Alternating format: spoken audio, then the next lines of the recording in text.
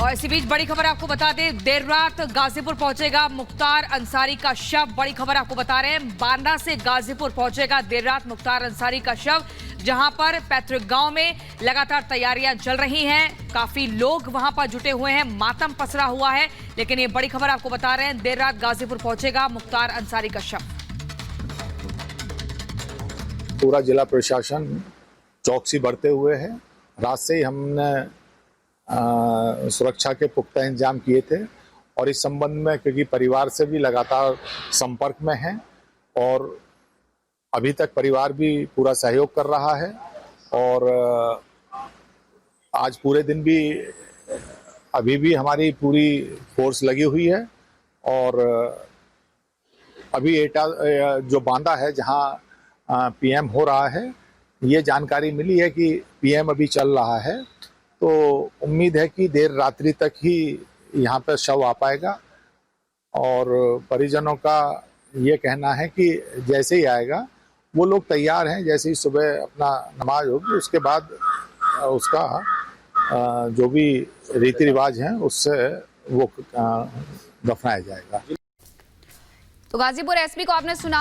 Mafia Mukhtar Ansari की बात अब बताते हैं आपको कि जेल में ही उसकी मौत हो गई, लेकिन मुख्तार की मौत से पहले योगी सरकार ने जेल में बनाए हुए उसके नेटवर्क को ध्वस्त कर दिया था, जिसके दम पर जेल से मुख्तार अपना गैंग चलाया करता था। इस रिपोर्ट में आपको दिखाएंगे।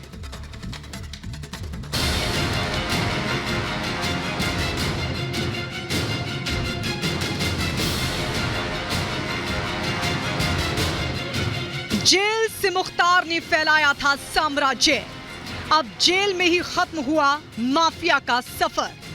बांदा जेल में कैद मुख्तार अंसारी की मौत हो गई। डॉक्टरों के मुताबिक मुख्तार को दिल का दौरा पड़ा था, जिसकी वजह से उसकी जान चली गई। आखिरकार जिस जेल की चार दीवारी के अंदर से उसने अपना आतंक का साम्राज्य फैलाया था, उसी चार दीवारी के अंदर ही उसने अपनी अंतिम सांस ली।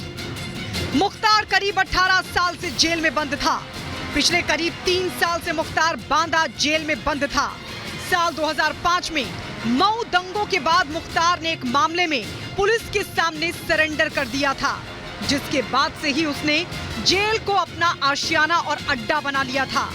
जेल के भीतर से ही मुख्तार ने बड़े बड़े अपराधों की साजिश रची। दावा किया जाता है कि जेल के अंदर जाना मुख्तार की एक चाल थी। साजिश के तहत ही मुख्तार ने पुलिस के सामने सरेंडर किया था। जेल के अंदर से विधायक कृष्णानंद राय के मर्डर की साजिश रची गई। राय की हत्या के वक्त मुख्तार फतेहगढ़ जेल के भीतर था। मुख्तार पर जेल के भीतर से उगाही वसूली करने के आरोप लगे थे। यहां तक कि जेल के अंदर से पुलिस वालों के मर्डर की भी साजिश रचने के आरोप लगे थे। जेल के अंदर ही मुख्तार अंसारी दरबार लगाता था।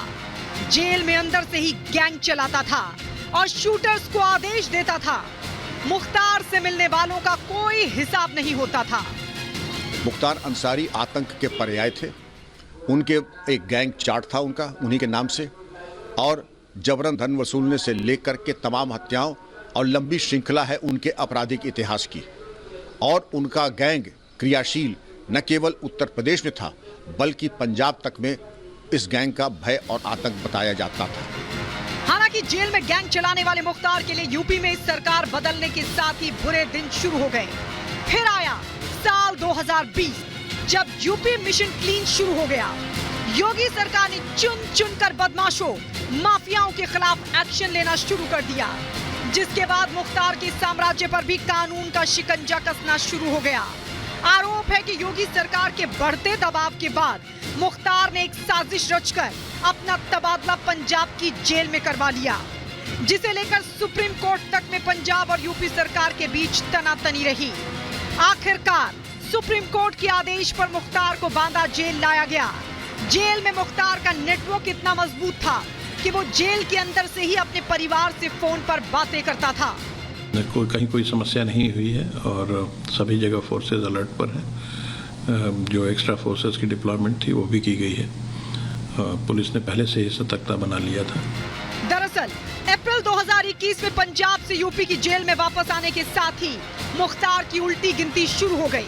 योगी सरकार ने जेलों में मुख्तार के नेटवर्क को खत्म कर दिया।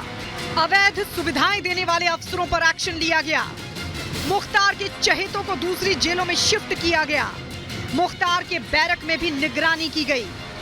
जेल आकर मिलने वाले की कड़ी चेकिंग की गई। मुख्तार के लिए नियमों का सख्ती से पालन शुरू हुआ। इनके कुकर्मों का एक न एक दिन तो अंत होना ही था। वो अंत अब हो गया और ये दूसरे अपराधियों के लिए सबक होना चाहिए कि भाई आपका हर आदमी का आपकी एक लाइफ टाइम है। मुख्तार ने पिछले 2 साल में कई बार कोर्ट के सामने अपनी सुविधाएं बढ़ाने की मांग की थी, लेकिन जेल को अपना सुरक्षित ठिकाना मानने वाले मुख्तार को कोई राहत नहीं मिली। हालात इतने खराब हो गए थे कि पिछली सुनवाई के दौरान मुख्तार ने जज के सामने खुद को जेल में ही खतरा होने की बात कही थी, लेकिन जेल में उसकी बीमारी ही उसका दुश्मन बन गई और जेल की 4 दीवारी के अंदर ही उसका अंत हो गया। Bureau report, Republic Bharat.